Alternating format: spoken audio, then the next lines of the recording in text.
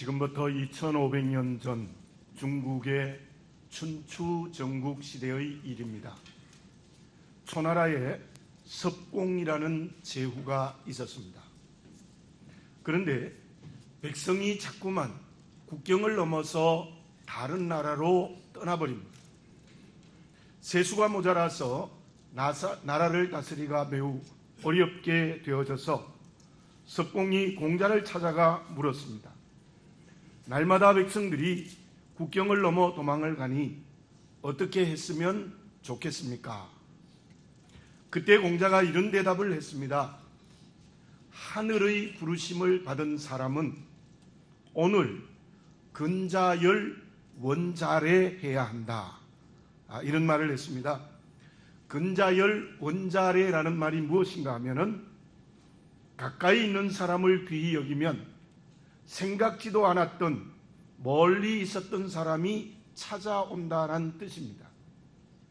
그 말의 의미가 무엇이겠습니까? 하늘의 부름을 받은 사람은 가까이에 있는 사람을 귀히 여기고 작은 일에 성실하여야 된다는 것이지요. 그러면 알지 못하는 멀리 있는 사람이 찾아오게 되어져 있다는 근자열 원자래라는 유명한 말을 했습니다.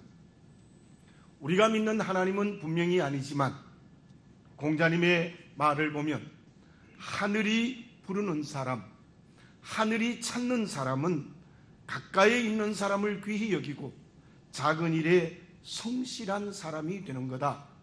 그렇게 하면 전혀 모르는 멀리 있는 사람이 찾아오고 큰일도 하게 된다는 그러한 뜻일 것입니다. 그 사람이 하늘이 부르는 사람이요 하늘이 찾는 사람이라고 공자가 말을 했던 것입니다. 그렇다면 우리가 믿는 하나님 아버지는 어떤 사람을 찾으시며 어떤 일을 하는 사람을 하나님이 부르시겠습니까? 오늘 읽은 에스겔서의 30절의 말씀을 보면은 하나님이 한 사람을 찾으려고 열심히 찾아보았지만 하나님이 찾는 사람이 유다에는 없었다는 것입니다. 아무리 찾아도 하나님이 없습니다. 하나님이 찾는 사람이 없습니다. 왜 하나님이 찾는 사람이 없습니까? 에녹은 65살 때부터 300년 동안 365세에 하늘로 올라갈 때까지 하나님과 동행하였다고 합니다. 그렇다고 하면 사람에게 있어서 하나님과 동행하면 하나님이 찾으시는 사람이 분명합니다. 그렇다면 에녹이 하나님과 동행했다는 뜻이 무엇입니까? 좋은 환경에서도 하나님과 동행했습니다. 어렵고 힘든 환경에서도 하나님과 동행했습니다. 어려운 관계 속에서도 하나님과 동행했습니다.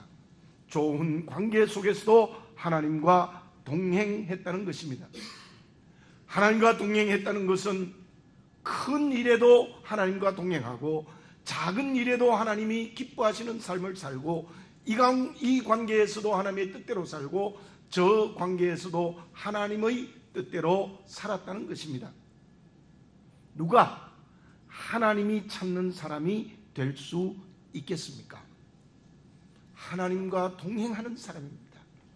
어떤 환경과 관계에서도 하나님의 뜻대로 살아가는 사람입니다. 창세기 4장 16절에서 24절에 보면 가인의 후예들이 나옵니다. 그들을 라멕 자손들이라고 기록이 되어져 있는데 그들은 모두가 다 쾌락의 길을 걸어갔습니다. 심지어 주어진 힘을 통하여서 사람을 죽이는 일도 했습니다. 전부 자기 좋은 대로 살아갔습니다.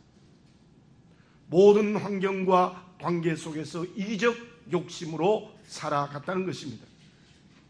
그러한 사람들은 모두가 다 하나님의 심판의 대상이 되었다는 것입니다. 지금 우리가 사순절을 지나고 있습니다. 주님의 고난에 동참하는 사람은 누구에겠습니까? 그 사람은 하나님이 찾는 사람이 되어야 합니다. 본문의 말씀에 나타난 아브라함이라는 한 사람은 늘 하나님과 동행하고 크고 작은 환경에서도 하나님의 뜻대로 살아간 사람입니다. 가는 곳곳마다 제단을 쌓았습니다. 실로 이 아브라함 한 사람은 하나님이 찾는 사람이었습니다. 그러나 그 시대의 소돔과 고모라의 사람들의 모든 사람들은 어떻게 살았습니까?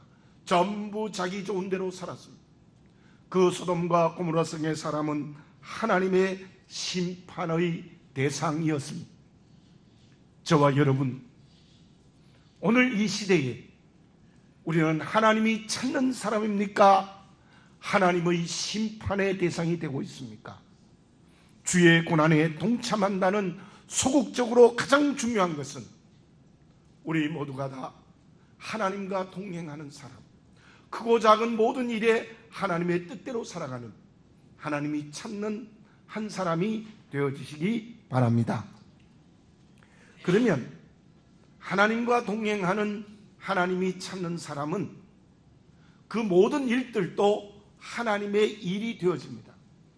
그렇다면 그 사람은 오늘을 어떻게 사는 사람이고, 그 사람은 하나님의 일을 할 때에 어떤 자세를 가지고 살아가는 사람이겠습니까? 잘하는 이야기를 여러분에게 하나 더 하겠습니다. 지금부터 2300년 전 시라쿠사 왕이었던 히에로 2세의 왕이 아르키메데스에게 이런 부탁을 했습니다. 내가 쓰고 있는 왕관이 진짜인지를 식별해보라. 참으로 아르키메데스는 난감했습니다. 그 왕관을 깨부술 수도 없고 그 당시에 어떻게 그걸 순금인 줄 알 수가 있었겠습니까? 그런데 어느 날 목욕탕에서 목욕을 하다가 갑자기 물이 바깥으로 떨어지는 것을 보고 부력의 원리를 발견합니다. 그래서 그는 맨몸으로 정말 아무것도 걸치지 않고 이 시내로 뛰어나와서 유레카라는 말을 부르짖었습니다. 나는 드디어 발견했다라는 소리를 쳤던 것입니다. 그리고는 그 부력의 원리를 더 열심히 연구하고 연구에 몰두했습니다. 드디어 발견했습니다. 왕의 쓴 왕관의 무게와 똑같은 순금을 물에 넣어서 부피를 재어보고 다시 그 왕관을 물에 넣어서 부피를 재어보니까 똑같은 무게인데 달랐어요. 왜 그렇습니까? 밀도가 달랐기 때문에 부피가 다른 것입니다. 무슨 말입니까? 왕관은 순금이 아니라는 것입니다. 가짜로 만들었다는 것을 그 부피의 원리에서 발견하게 되어집니다. 그 아르키메데스의 연구로 말미암아 왕관을 만든 세공업자가 가짜 왕관을 만들었다는 것이 들통이 났습니다. 우리는 이 아르키메데스의 발견을 우연히 발견했다고 하는데 그렇지 않습니다. 우리는 다 같이 목욕을 해도 그 부피의 원리를 알지 못합니다. 그 사람은 늘 머릿속에 생각했습니다.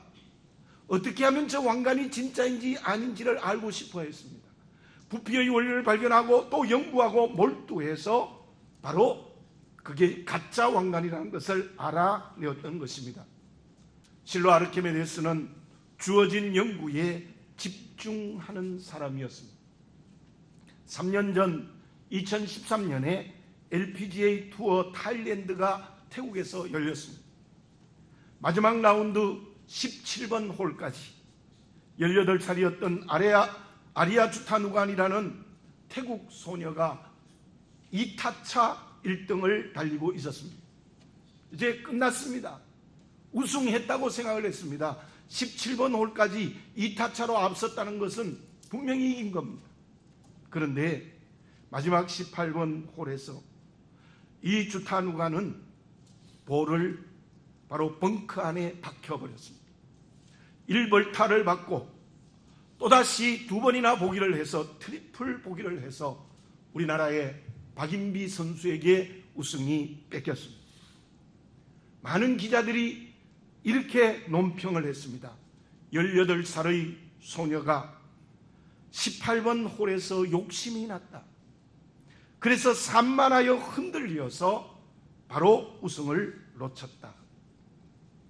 실력이 없어서가 아니라 능력이 없어서가 아니라 산만하고 흔들렸기 때문에 우승을 놓쳤다, 이렇게 논평을 하기도 했습니다. 누가 하나님이 찾는 사람이겠습니까?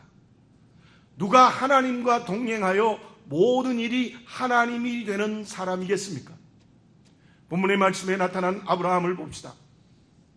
하나님의 사자가 소돔과 고모라 성이 멸망할 것을 아브라함에게 가르쳐 줍니다.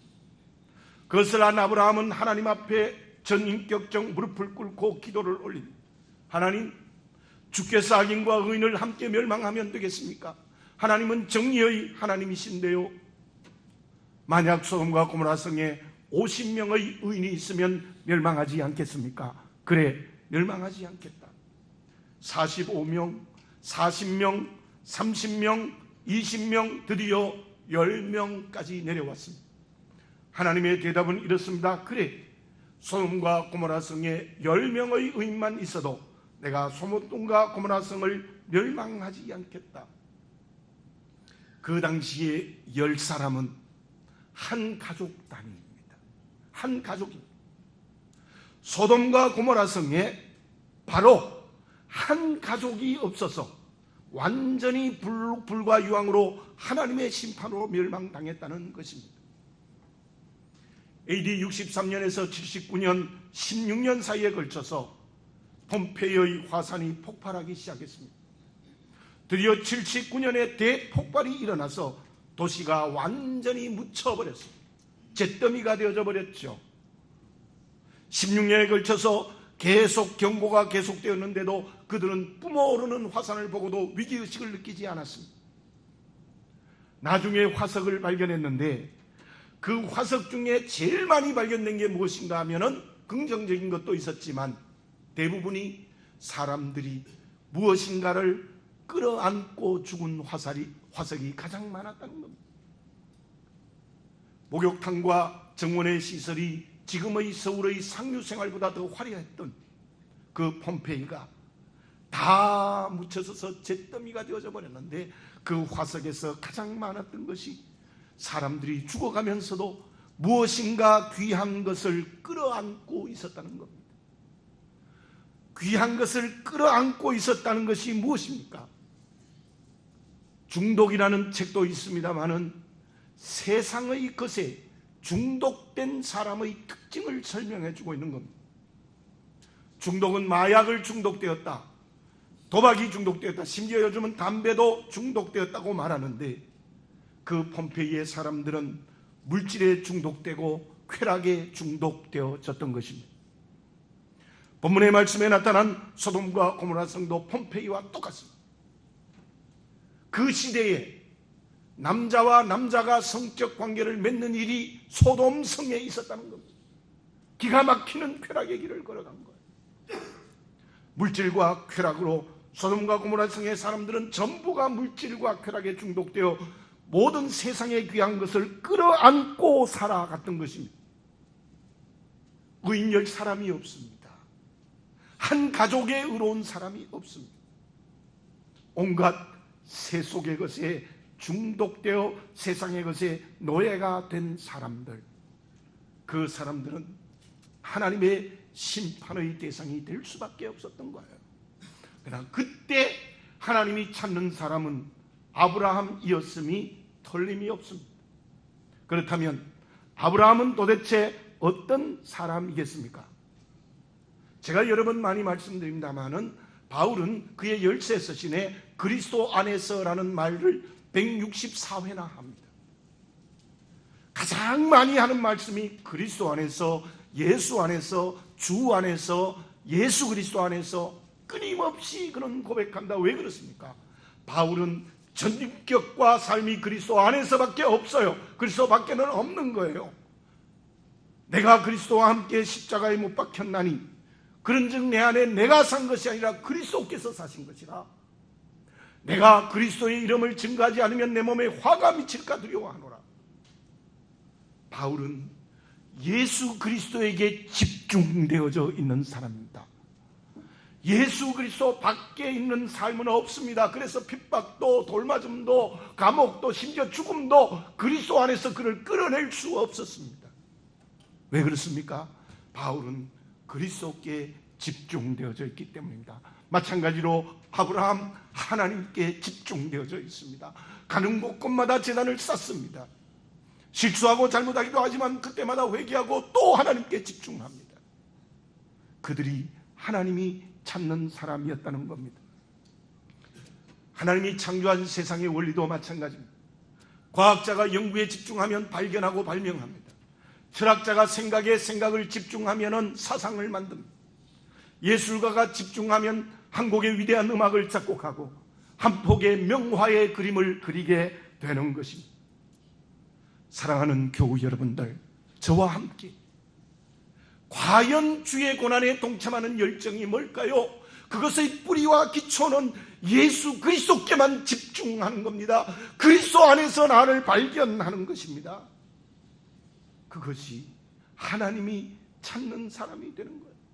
십자가를 진다는 가장 소극적인 말은 예수님께 집중하는 겁니다. 십자가를 질 수 있는 사람은 예수님께 집중하는 사람만이 십자가를 질 수 있습니다. 노숙자를 위하여 일하는 목사님이 계십니다. 그 노숙자 중에 이런 사람이 있었습니다. 부모에게 버림받아 태어나면서부터 보육원에서 자랐습니다. 세상 사람들에게도 버림을 받아 노숙자 신세가 되어졌습니다. 목사님은 그 사람을 사랑했습니다. 온갖 욕설을 들으면서 온갖 하나님을 저주하면 말을 들으면서도 끝까지 끊임없이 사랑했습니다. 돈을 주면 술을 사 먹을 줄 알면서도 돈을 줬습니다. 쌀을 줬습니다. 옷이 없으면 옷을 줬습니다. 품고 기도했습니다. 그 시간이 18년 실제로 있었던 일입니다. 18년 우리나라에 있었던 목사님의 얘기.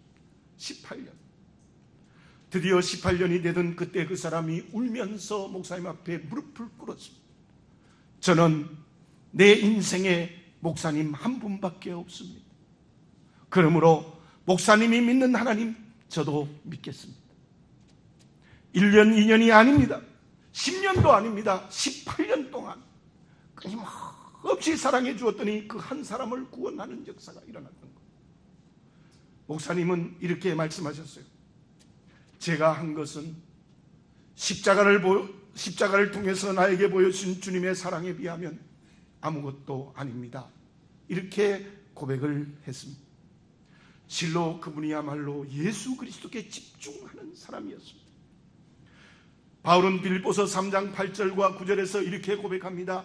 모든 것을 해로 여김은 내 주 그리스도 예수를 아는 지식이 가장 고상하기 때문이다. 내가 그를 위하여 모든 것을 잃어버리고 배설물로 여기면 그리스도를 얻고 그 안에서 발견되려 함이다.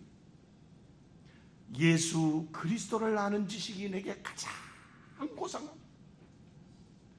그리고 나는 그를 위하여 모든 것을 잃어버리고 배설물로 여겼던 것은 주님 안에서 내가 발견되기 때문입니다. 세상의 것을 끌어안고 중독되는 사람은 하나님의 심판의 대상입니다. 예수 그리스도께 집중하는 사람은 하나님이 찾는 사람입니다. 나는 어떻게 살고 있습니까? 오늘 이 시간 우리 모두가 다 하나님이 찾는 한 사람이 되어지는 성령의 은혜를 받는 우리 모두가 되어져야 될 줄로 믿습니다. 그러면 예수님께 집중하는 하나님을 찾는 사람은 그 사명이 구체적으로 무엇이겠습니까? 얼마 전 한 기자가 경영학을 가르치는 교수님께 질문을 해보았습니다. IS의 테러 위험이 있고 중국의 성장이 둔화되고 남북의 위기 갈등이 있고 미국의 대선이 있고 엔저의 공습이 있고 가계부채가 심하게 늘어나고 총선이 있는 올해 우리나라의 기업들의 경영을 어떻게 하면 되겠습니까? 그때 그 교수는 이렇게 대답을 했습니다. 골프 선수가 홀핀을 꽂고 공을 칠 때에 흔들리면 안 된다. 홀핀을 보지 말고 저 멀리 있는 홀컵을 보고 힘차게 쳐라. 그리하면 어느덧 그 공이 홀컵에 들어갈 것이다. 무슨 말입니까? 오늘 기업들이 경영의 위기를 당하는 때이지만은 그 어려운 환경에 매몰되지 말고 내일 주는, 미래에 줄 열매를 바라보아라는 뜻이 아니겠습니까? 경제만 그렇겠습니까? 가정도 그렇고 직장도 그렇고 사업도 그렇고 심지어 교회도 그렇습니다. 지금 어렵습니다. 환난도 있고 고통도 있고 가난도 있고 눈물도 있고 병마도 있을 수 있습니다. 관계 위기도 있을 수 있습니다. 그러나 낙심하지 말고 절망하지 않아야 된다는 거예요. 어려우면 어려울수록, 힘들면 힘들수록 내일을 볼 수 있는 눈이 열린 사람, 미래를 보는 사람이 되어져야 된다는 것입니다. 하나님이 찾는 사람, 예수 그리스도께 집중하는 사람은 어떤 사람이겠습니까? 우리 주 예수 그리스도께서 이 사순절 기간에 예루살렘에 입성해서 고난의 길을 걸어가십니다. 겟세마네 동산에 기도할 때에 그 땀방울이 핏방울이 될 정도로 기도를 했다고 했습니다. 6시간 동안 십자가에 달려서 살과 피를 다 쏟으셨습니다. 나의 하나님, 나의 하나님, 어찌하여 나를 버리시나이까? 얼마나 고통스러우면 그 고백을 했겠습니까? 근데 왜 주님은 그 고난의 길을 걸어가시고 그 십자가에 죽으셨습니까? 그것은 내일 주어질 부활의 영광을 보고 계셨던 것입니다. 이 고난을 통하여서 많은 사람이 구원을 받고 교회가 세워지는 미래를 주님은 이미 보고 계셨기 때문에 그 고난을 다 지실 수 있었다는 것입니다. 사랑하는 교우 여러분들, 우리 그리스도인들은 아무리 오늘이 힘들고 어렵고 병마로 고통을 당해도 저 영원한 천국의 구원과 상급을 보는 사람입니다. 그래서 오늘 어려워도 희망이 있는 겁니다. 좀 더 가까이 말하면 하나님께서는 내일, 모레, 미래에 말씀이 이루어지는 약속을 주실 것입니다. 어렵고 힘들고 고통스러워도 오늘 그것을 보는 희망을 가진 그리스도인들이 그리스도인입니다. 그렇다면 오늘 아무리 힘들고 어려워도 내일 주시는 하나님의 말씀의 약속을 보는 사람은 어떤 사람이겠습니까? 에스겔서 22장 29절에서 31절을 제가 다시 한번 읽어보겠습니다. 이 땅 백성은 포악하고 강탈을 일삼고 가난하고 궁핍한 자를 압제하고 나그네를 부당하게 학대하였으므로 이 땅을 위하여 성을 쌓으며 성 무너진 데를 막았어서 나로 하여금 멸하지 못하게 할 사람을 내가 그 가운데서 찾다가 찾지 못하였으므로 내가 내 분노로 그들 위에 쏟으며 내 진노의 불로 멸하여 그들 행위대로 그들 머리에 보응하였느니라. 주 여호와의 말씀이니라. 지금 유다 백성들은 하나님 사랑하지 않습니다. 이웃 사랑하지 않습니다. 하나님의 약속의 말씀을 배신하고 포악하고 강탈하고 가난한 자와 궁핍한 자를 압제하고 나그네를 부당하게 여깁니다. 부당하게 대우합니다. 그런데 그 하나님의 심판을 한 몸으로 막을 사람, 그 하나님의 멸망을 한 몸으로 막을 한 사람을 하나님은 찾는다는 말씀이 본문의 말씀의 의미가 아니겠습니까? 그렇다면 그 말씀의 뜻이 무엇입니까? 하나님의 내일의 약속, 하나님이 주실 미래의 약속을 보고 오늘 희망을 가진 사람은 내가 속해 있는 공동체를 살리는 사람입니다. 내가 속해 있는 공동체를 살리는 사람이에요. 내 한 사람으로 인하여 가정을 여호와의 집으로 만드는 사람입니다. 내 한 사람으로 말미암아 직장을 하나님의 나라로 만드는 사람이에요. 내 한 사람을 통하여서 사업을 주의 뜻대로 이루어가는 사람입니다. 내 한 사람으로 인하여 동네를 하나님의 나라로 변화시키는 사람입니다. 내 한 사람으로 인하여 교회를 그리스도의 몸으로 만드는 사람입니다. 이 세상을 가만히 한번 보십시오. 한 사람 때문에 가정이 무너집니다. 한 사람 때문에 직장과 사업이 망합니다. 한 사람 때문에 교회가 온갖 시련과 어려움을 겪습니다. 여러분들 한국 교회가 다 썩었습니까? 몇 교회가 썩었기 때문에 한국 교회가 모조리 고통을 당하는 거예요. 이제 더 이상 부흥하지 않습니다. 왜요? 한 사람 때문입니다. 한 사람 때문입니다. 여러분, 내가 속해 있는 공동체를 구원하는 한 사람이 되시기를 바라겠습니다. 그 사람이 하나님이 찾는 사람이에요. 나로 하여금 멸하지 못하게 할 사람, 나로 하여금 이 유다 백성을 살릴 수 있는 사람, 나로 하여금 성암교회를 그리스도의 몸으로 세우는 사람, 그 한 사람을 하나님이 찾고 계신다는 것입니다. 아브라함을 보십시오. 아브라함이 서글픈 기도를 합니다. 하나님, 10사람이 있으면 이 성을 멸하지 않겠습니까? 그래, 10사람이 있으면 멸하지 않겠다. 이 처절한 기도를 드린 아브라함의 기도가 응답되어졌습니다. 그게 무엇입니까? 창세기 19장 29절에 보면은 이 지역의 성을 멸하실 때, 곧 롯이 거주하는 성을 엎으실 때에 하나님이 아브라함을 생각하사 롯을 그 엎으신 중에서 내보내셨더라. 아멘. 완전히 멸망해야 되는데 아브라함 한 사람을 보시고 롯의 가정을 구원하는 역사가 일어났다는 것을 여기에서 볼 수 있지 않습니까? 누가 용기 있는 사람이고 누가 비겁한 사람입니까? 누가 용기 있는 여호수아가 되고 담대한 바울이 될 수 있겠습니까? 그 사람은 하나님이 찾는 한 사람이 되어서 이 세상과 사회와 가정과 직장과 사업과 교회를 생명으로 살리는 사람. 그 사람은 소극적으로 믿음의 모범을 보여주는 사람이고 적극적으로는 예수 그리스도의 증인이 되어 복음을 증거하는 사람입니다. 아담 한 사람 때문에 우리 모두가 죄인이 되어졌습니다. 예수 그리스도 한 분 때문에 우리 다 구원을 받았습니다. 우리는 예수 그리스도를 닮은 제자가 되어져야 될 줄로 믿습니다. 사도행전 28장 15절에 보면은 바울이 손과 발에 착고를 메고 사형수가 되어서 로마로 들어갑니다. 얼마나 비참합니까? 예수 믿고 계속 주의 복음만 증거했는데 사형수가 되어서 손과 발에 착고를 메고 아비오가도에 들어갑니다. 얼마나 비참한 상황입니까? 성도들이 그곳까지 마중을 나왔을 때에 바울이 이렇게 고백합니다. 하나님께 감사하고 그 마음이 담대하였더라. 어떻게 이럴 수가 있습니까? 왜 그렇습니까? 바울은 그 마음속에 나는 사형수로 로마에 들어가지만 저 로마를 복음화할 수 있다는 희망을 가졌기 때문에 그는 용기 있고 담대했던 것입니다. 그 희망은 결국 열매에 맺어졌습니다.